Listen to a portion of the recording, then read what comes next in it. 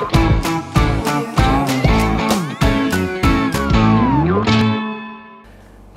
warahmatullahi wabarakatuh. Selamat pagi sahabat harapan dimanapun Anda berada. Semoga pagi hari ini dalam keadaan sehat ya, dalam keadaan semangat. Semua aktivitas yang sahabat akan lakukan semoga ini berjalan sesuai harapan dan juga sesuai keinginannya. Jangan lupa teman-teman subscribe di channel YouTube-nya Lasarva, kemudian juga di follow di semua sosial medianya, di Instagram, di Facebook, di Twitter, di TikTok ya. Sudah hadir narasumber Faiz di pagi hari ini. Masih muda teman-teman, luar biasa, tapi memiliki semangat juang yang luar biasa dahsyat. Beliau adalah Kang Muhammad Fikri Fauzan. Assalamualaikum Kang Fikri. Waalaikumsalam, gimana sehat? Terima kasih sudah hadir di podcast Lasarva. Ya, sama-sama. Alhamdulillah. Makasih kesempatannya. Siap ya, beliau adalah owner dari Rumah Makan Dapur Ibu Pandeglang ya, Kang Fikri ya.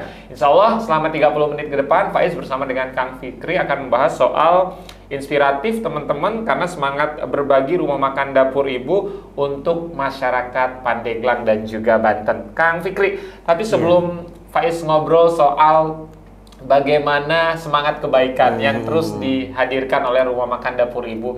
Ini tadi sempat ngobrol-ngobrol juga nih bareng Kang Fikri, lahir besar di Pandeglang.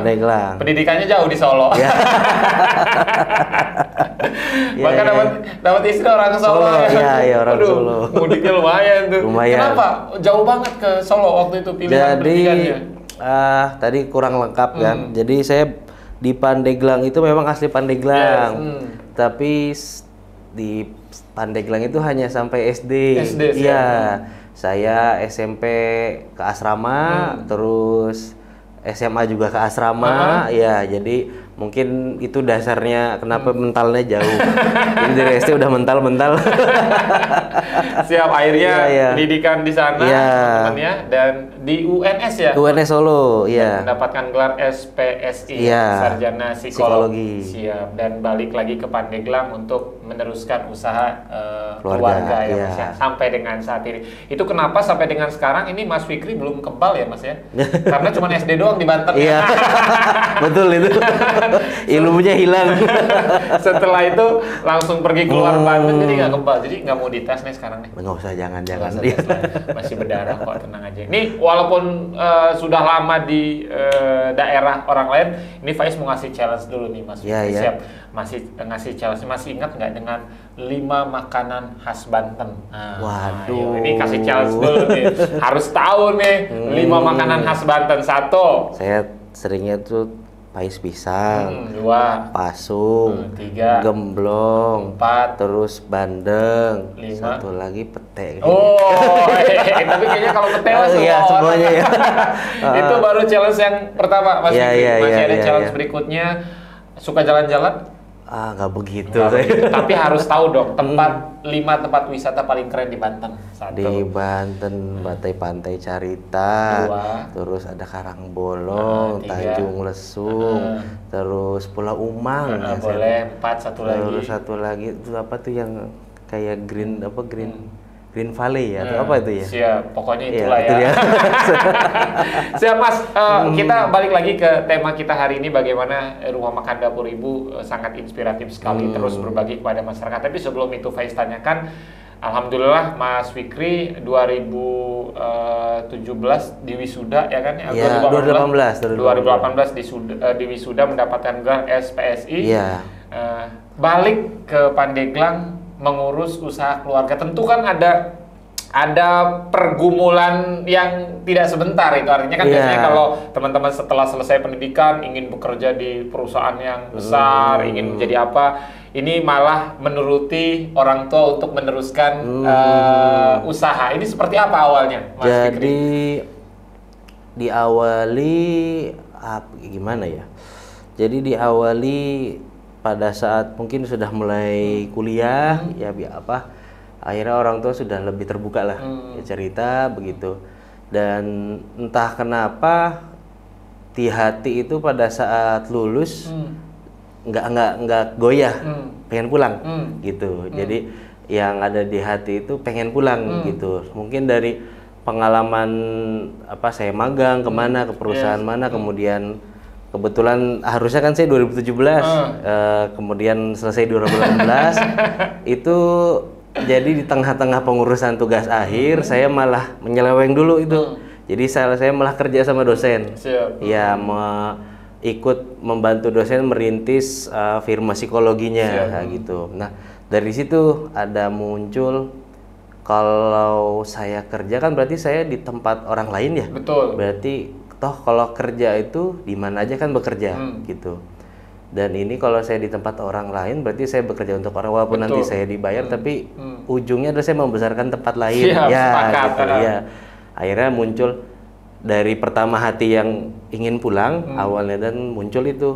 Kalau gitu, kalau di mana aja kerja berarti saya pulang juga kerja juga, kerja aja di orang tua kan begitu. Dan karena saya ngelihat keadaan juga pasti membutuhkan lah. Betul. Ada anaknya yang pulang gitu, karena kebanyakan mental juga gitu. Jadi lebih baik saya memperbaiki di sini begitu. Memperbaiki keluarga di sini lah gitu, yang jadi saya lebih baik memperbesar perusahaan keluarga. Bahasanya seperti itu. Walaupun akhirnya yang dilemanya tadi ya, saya dengan modal nekat sih jatuhnya ya, karena ya dulu belajarnya apa,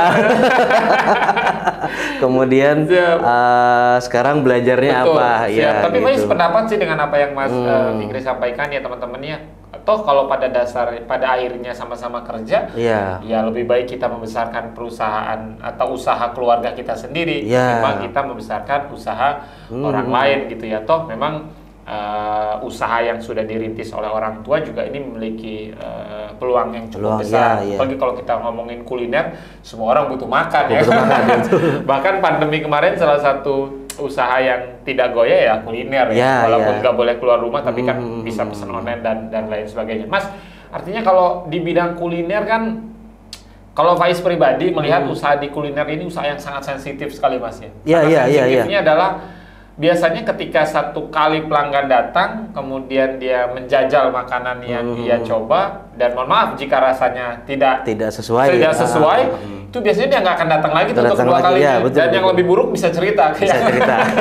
Datang ke situ. Ini gimana untuk mengeluarkan menu baru itu, risetnya berapa lama Mas Fikri di Rumah Makan Dapur Ibu? Percobaannya berapa lama untuk agar bagaimana dipastikan menu ini bisa sesuai selera kebanyakan orang, Mas Fikri? Jadi kalau lama saya mungkin bisa bilang agak lama ya begitu, karena saya inginnya pada saat keluar sesuatu yang baru itu bisa bertahan gitu, nggak cuma di saat itu aja gitu.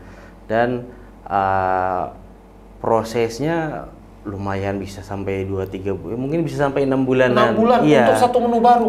Ya, tapi enggak, saya bisa biasanya itu, jadi saya belajar juga dari kakak saya. Jadi ada scoop yang pada saat kita membuat sesuatu yang baru itu jangan cuma satu arah gitu. Semisal kita pengen ada menu ayam, kemudian ayamnya pengen ayam filet tanpa tulang, itu jangan hanya untuk jadi satu menu, tapi si ayam itu bisa untuk kemana-mana gitu. Karena kita pertama bukan, kan pada saat kalau nasi goreng kaki lima kan dia yang dijual itu.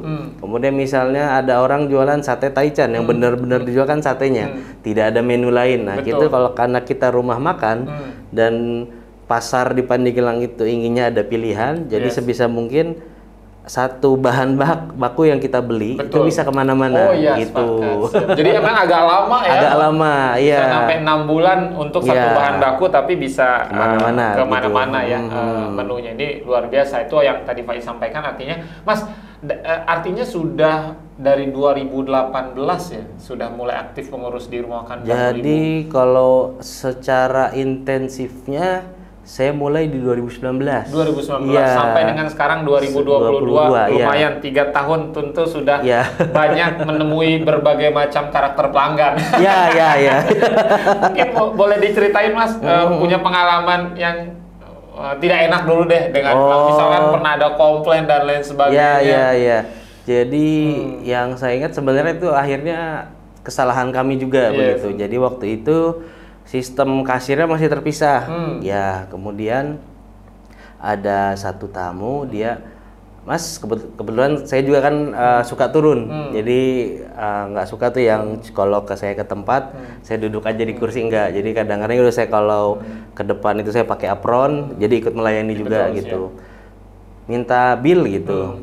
Kebetulan tamu itu pesan di kafe dan pesan di resto. Siap. Saya bilang, oh baik Bu, tunggu sebentar begitu.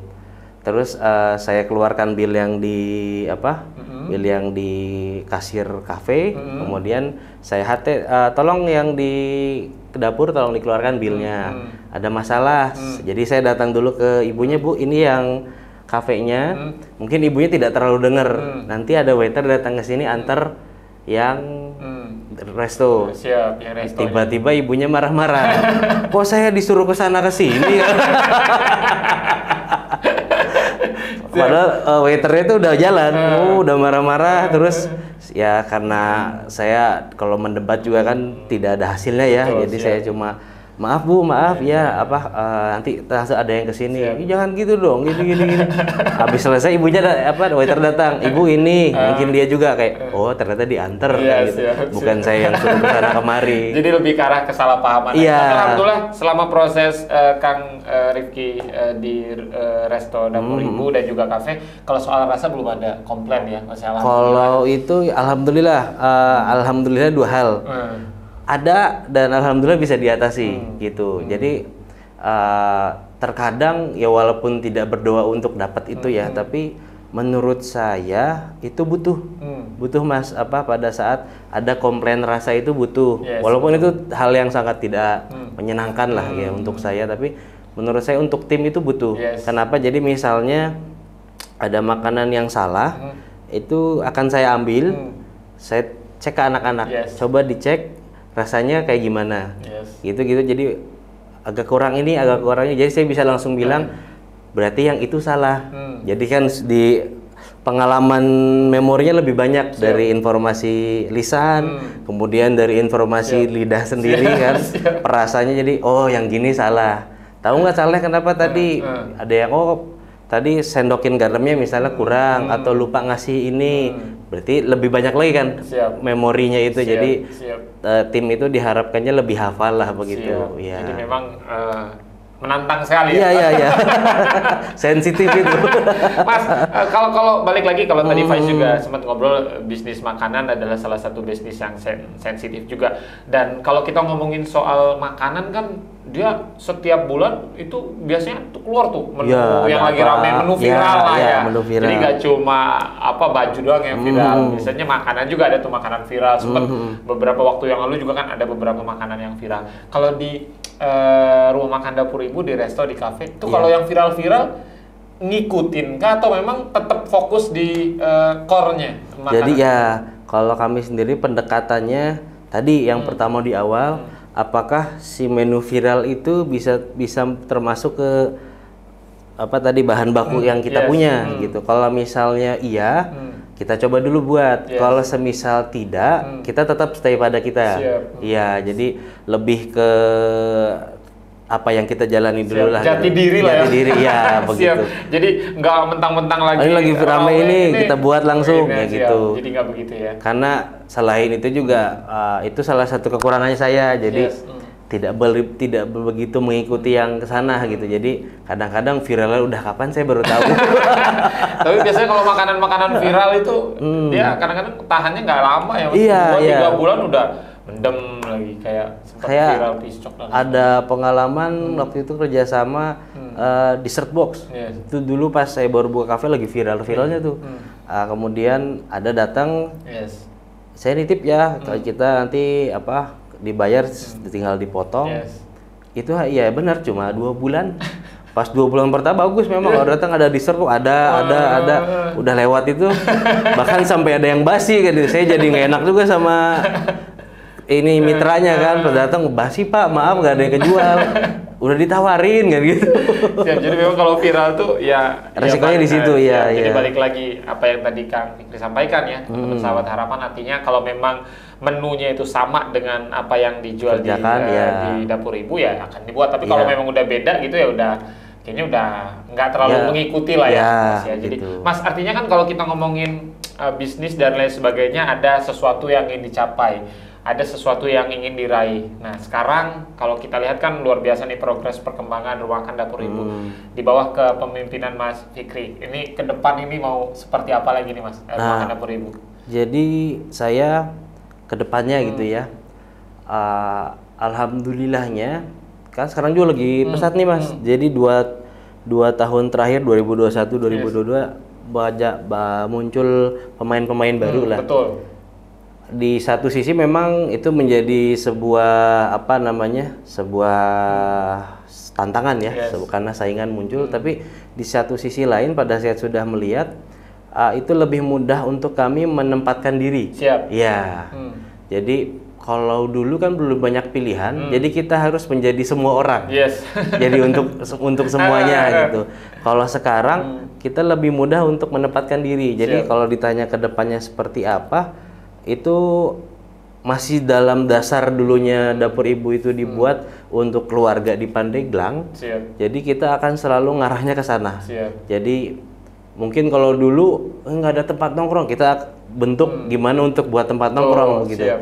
Tapi pada saat dilihat ternyata kita lebih terbiasa melayani tamu-tamu keluarga, tamu-tamu yang sedang urusan bisnis, tamu-tamu yang sedang bawa klien, sedang bawa tamunya bawa tamu lagi kayak gitu. Jadi kedepannya kita mau mengkhususkan untuk ke arah sana, begitu. Jadi teman kerja orang Pandeglang, teman kantor, teman bisnis, teman keluarga. Ya. Mas, kalau Faiz lihat pribadi kan, ini teman-teman di Rumah Makan Dapur Ibu Pandeglang sering sekali berbagi ya gitu Mas ya, sering berbagi kepada masyarakat. Pertanyaan Faiz berikutnya, seringan berbagi emang nggak takut rugi Mas? Jangan dijawab dulu Mas Fikri, kita lihat setelah yang satu ini, tetap di podcast Lasarva.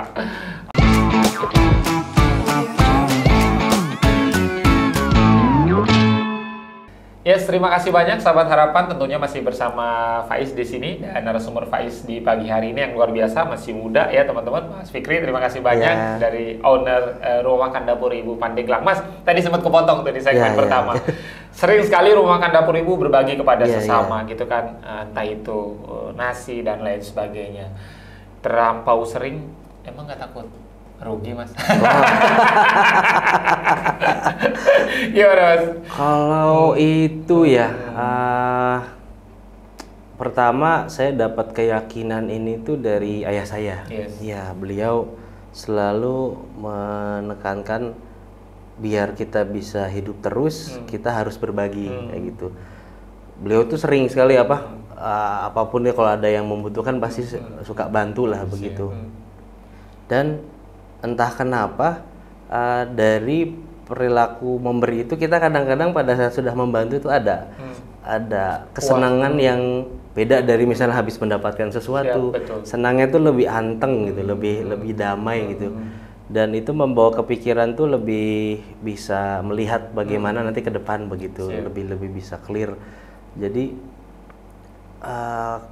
mungkin adalah namanya sebagai manusia, apalagi mungkin bisnis itu naik turun begitu, adalah kayak aduh nih jadi gimana nanti ke depan. Tapi kadang-kadang saya juga melihat saya gini tuh masih lebih stabil dibanding yang lain yang lebih membutuhkan. Jadi tenang aja lah begitu. Karena dari ayah saya juga untuk menyambung itu kuncinya adalah bersedekah begitu, untuk berbagi untuk bersama gitu. Karena pada dasarnya lagi, dibalik lagi, kita kan hanya dititipkan gitu. Jadi kata banyak yang saya belajar juga, ya kalau mau dititipin lebih, berlakunya juga lebih baik. Masya Allah, luar biasa. Jadi justru ketika berbagi itu nanti hasilnya akan lebih banyak, bukan berkurang ya Mas? Iya. Dan saya juga melihatnya bukan hanya ke bagaimana pendapatan atau apa begitu kalau dari sisi bisnis, tapi pada saat dijanjikan akan dikembalikan, akan diganti 7 kali lipat dan berapa kali lipatnya itu mungkin bukan langsung kontan, mungkin dengan salah satunya misalnya dengan keadaan apapun kita bisa tetap berjalan. Itu kan suatu yang kadang kita nggak lihat ya. Misalnya alat-alat masih berjalan bagus, gedung tidak rusak gitu, terus tamu yang langganan selalu kembali, itu kan di luar jadi rame atau apa, itu yang kadang-kadang kita nggak lihat. rezeki dibalasnya itu di mana. Insya Allah luar biasa ya teman-teman. Apa yang Kak Fikri sampaikan ini artinya semangat berbagi ini akan terus dilakukan Rumah Makan Dapur Ibu, karena dengan berbagi justru akan bertambah ya Mas. Mas tentu kalau ngurus rumah makan, restoran, kafe harus jago masak dong. Wah. Atau jangan-jangan ordernya nggak bisa masak nih, selain mie instan sama rebus air. Gimana? Ini sorry nih Mas Faiz buka di sini. Iya. Jadi kalau saya sendiri ya itu menurut saya kuncinya. Jadi bukan jago tapi mengerti. Ya, mengerti apa yang dikerjakan di situ. Apa yang kita buat gitu. Kenapa? Jadi kuncinya tetap di kita. Jadi tetap saya kalau misalnya Mas Faiz tanya jago masak apa enggak. Saya dengan yakin tapi saya ngerti. Gitu. Jadi kalau nanti kemudian ke tim saya itu ada yang bagian bisa masaknya, saya bisa ini jangan kayak gini. Ini harus gini gitu. Jadi ilmu dasarnya gitu. Misalnya pada saat anak-anak kadang-kadang menggoreng gitu, kemudian terlalu besar apinya begitu. Pada misalnya membuat minyak ayam, saya ngerti teorinya bahwa pada saat mau mengekstraksi itu panas itu jangan terlalu tinggi. Kita butuh waktu yang lama. Nah jadi ini apinya harus kecil, kayak gitu aja. Jadi kemudian misalnya ayam goreng kami kan sudah ready. Kalau ada tamu kita tinggal goreng, kita tinggal cari warna. Perubahan dari si warna ayam itu pada saat terkena panas. Karena kita butuh warna aja berarti apinya yang besar kayak gitu. Itu tinggal begitu aja. Kayaknya harus ikut master chef ini. Ya. Mas Fikri. Siap. Selain hobi berbisnis gitu kan, sudah jelas ini bisnis menjadi bagian dari hobi dan juga masak dan lain sebagainya. Mas Fikri punya hobi lain nggak sih Mas? Misalkan kayak berenang gitu, atau berburu gitu. Untuk sekedar rilis restoran tuh Senin sampai Jumat atau Senin sampai Minggu full nih kan, di rumah makan aja. Ya agak-agak sedikit stres juga sih Mas ya, kalau nggak ada hobi yang dikeluarkan. Hobinya apa sih Mas? Jadi kalau hobi saya itu pertama saya senang nonton sih ya. Jadi alhamdulillahnya kalau tadi untuk merilis stres itu karena hobi saya nonton, jadi nggak butuh meluangkan waktu khusus gitu. Butuh kuota aja itu Mas ya? Iya betul. Asal tanggal 20 nggak keputus aja tuh wifi. Siap nonton. Ya nonton. Terus saya suka musik, gitaran. Jadi kadang-kadang kan Jumat, Sabtu, Minggu ada live music di tempat saya. Jadi kadang-kadang itu saya kadang-kadang kesana itu ya untuk hobi aja. Jadi pada saat misalnya malam Minggu saya kesana bukan untuk ngontrol anak-anak. Untuk nyanyi? Ini saya udah bayar pemusik, ya saya pengen dengerin aja. Terus saya ada lagi suka lagu, mainin ini, ya saya dengerin gitu. Sama terakhir yang udah lama banget belum di jalan itu saya suka naik gunung. Naik gunung. Iya. Pulau Sari itu, Faiz pernah nyampe kan? 3 gunung di Pandeglang belum pernah.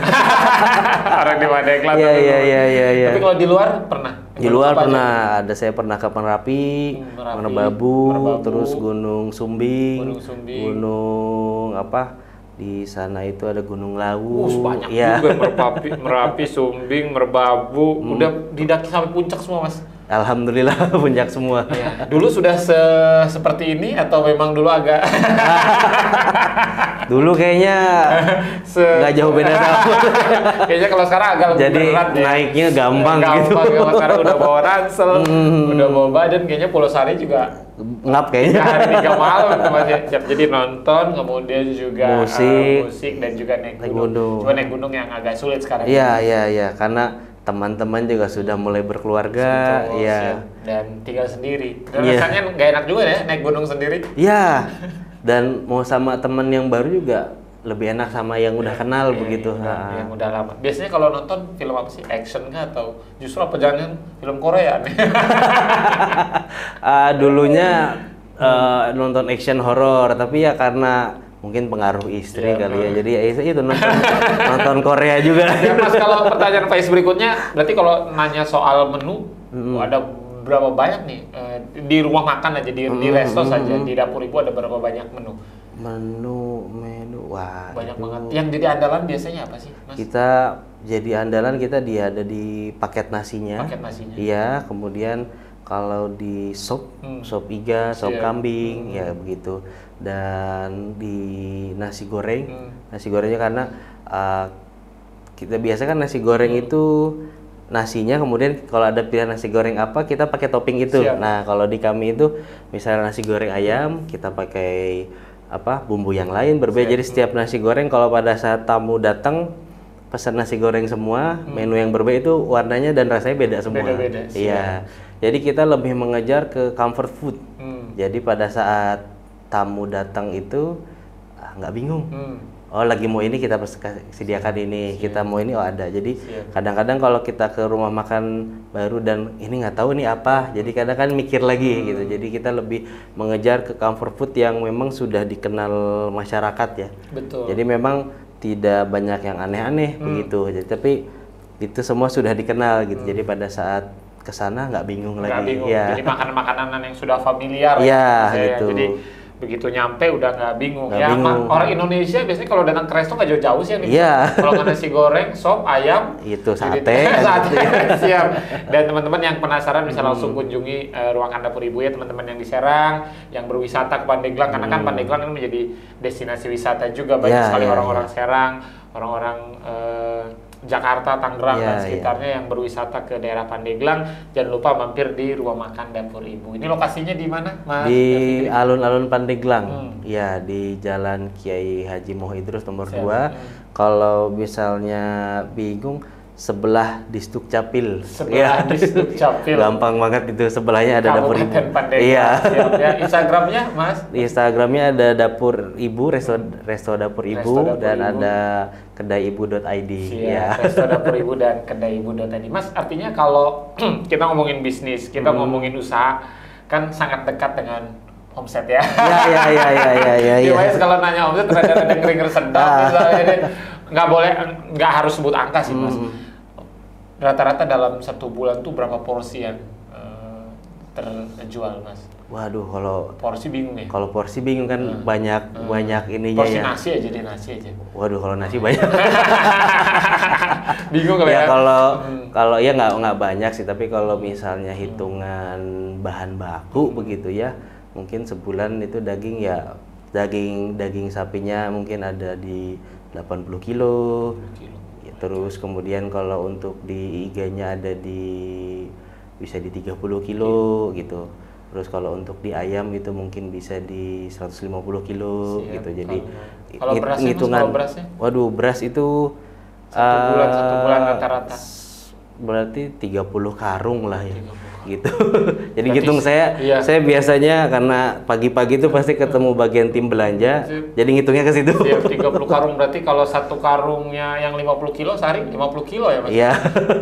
Ya, 50 kilo teman-teman sehari itu Pais masak di rumah setengah liter aja bisa untuk 5 orang gitu. Bisa sebulan ratusan ya, Mas.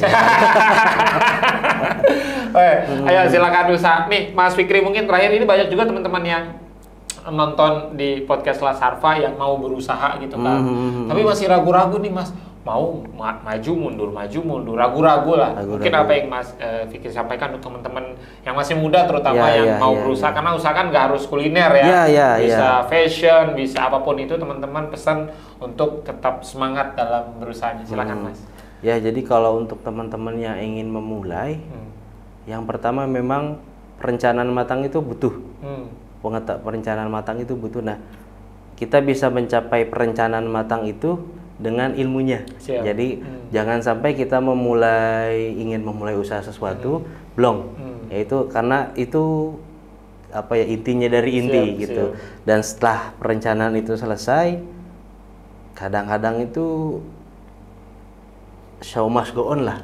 Jadi kalau udah ready, ini ada, jalanin aja dulu. Langsung jalan, nggak usah banyak mikir ya, Mas. Nggak usah banyak mikir. Siap, terakhir mungkin Mas, apa yang ingin Mas Fikri sampaikan? Yang pertama untuk keluarga besar Rumah Makan Dapur Ibu yang sudah bersama-sama membangun usaha ini.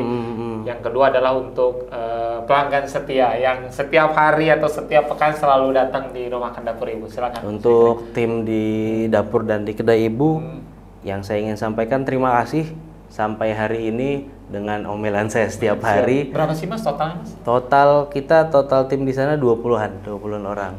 Banyak sekali. Itu.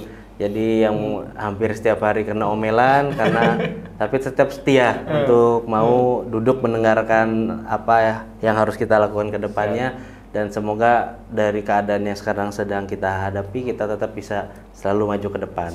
Dan untuk tamu-tamu langganan itu terima kasih dan ditunggu kembali untuk datang. Ditunggu senyumannya setelah datang dan pergi, itu kita selalu kangen. Terima kasih. Iya, apalagi kalau datang yang biasa ya, itu udah adem gitu. Yang biasa artinya udah sering banget. Udah sering ya. Mas Bekir, terima kasih banyak sudah di podcast Selasar sama-sama. Pas. Semoga bisa menginspirasi teman-teman yang juga menyaksikan tayangan hari ini. Faiz pamit, Mas Bekir pamit. Assalamualaikum warahmatullahi wabarakatuh. Kita ngopi, kita cheers dulu Mas biasanya. Bismillahirrahmanirrahim.